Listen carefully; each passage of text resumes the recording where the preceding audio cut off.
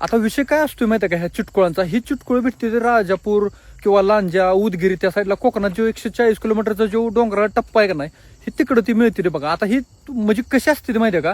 डोकं मोठं असते, डोळं जरा काळं असते, ती पांढरं शाडो असते बघा, आणि एवढंच बारीक असते ती, कंबर एवढी असते ती बघा. उदगिरी किंवा त्या साईडला ती भेटते ती. आता त्यात पण लय प्रकार आहे, ती बायंगी भूत पण आणते ती, काय काय वेळेला चिटकुळ, काय काय जण फसवते देताना सुद्धा. काही जण 10,000ला पण देते ती, काही जण 50,000ला देते, काही जण 1,10,000 रुपयाला देते. ओरिजिनल मिळतं ती 1,10,000ला मिळतं. जी बाकीची जी देते ती नाही ती फसवते ती, मग ती वायंगी भूत देते ती किंवा प्रेत देते ती, मग ती कामं करते. मग आता ती काम कसं करतं माहिती आहे का? आता एखादं धनधान्यासाठी व्यापारी वर्ग आणि सगळ्यात जास्त राजकारणी वापरते ती. त्यात पण 9 प्रकार आहे ती चिटकुळांचं बी.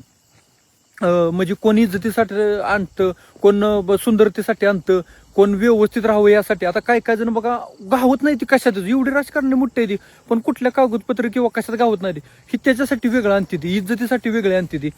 त्यात पण 9 प्रकार आहे ती, असा विषय.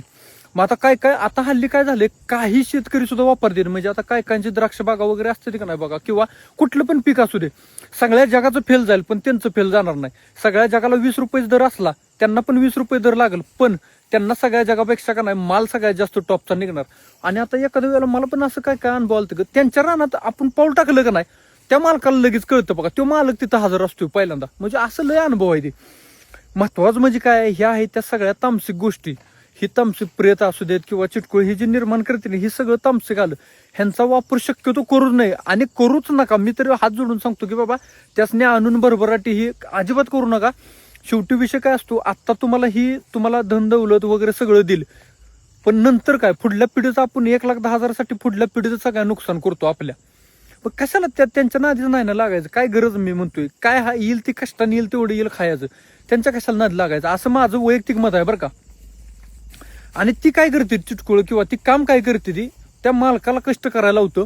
समजा एखादी फाईल आहे, आपण बँकेत गेलो मंजुरीसाठी, ती चिटकुळ प्रेत असते, ती 3 तत्वाच असते. मग ती काय करतं, पुढलं बँकेचं जे मॅनेजर असून ना कोण, बुद्धी पहिल्यांदा त्याची स्थगित करणार, म्हणजे बुद्धी थांबवणार, आणि जो पुढला म्हणाल तसं ती करतं. लय क्युरिबिरी काढत बसत नाही, फाईल मंजूर करून देतं लगेच. असं म्हणजे जगाचं होणार नाही पण आपलं काम होणार, असं मला म्हणायचं. पण त्या तामसिक शक्तीच्या नादी लागू नये असं माझं मत आहे. आणि ज्यांनी आणलं असेल का नाही, त्यांनी आपलं रीतिरिवाज त्याचा काय असेल ते करायचं आणि सोडून द्यायचं. तुम्ही म्हणशील आता गेलो जिथनं आणलं तिथं सोडून दिलं, कसं असतंय, कुत्रा आपण आणलं समजा, लहानाचं मोठं केलं सगळं, आणि त्याला परत सोडायचं म्हणलं ती वासव परत मागे येतं. आणि परत एकदा जर त्यानं ठरवलं का नाही ह्याचा नाशच करायचा, विषय संपला. ती पिढी सकट सगळं जेवढं कमावलं का नाही तेवढं सगळं घालवतं ती. त्यापेक्षा मी काय म्हणतोय, आता ही माणसं काय करते की नाही, पैशात कुठं नुकसान झालं